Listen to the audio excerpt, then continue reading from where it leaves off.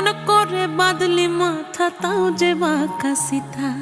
মেদিনীপুরে রায়না চিরন বাঁকুড়ার ওই ফিতা, আর যতন করে বাঁধলি মাথা তাও যে বাঁকা সিথা।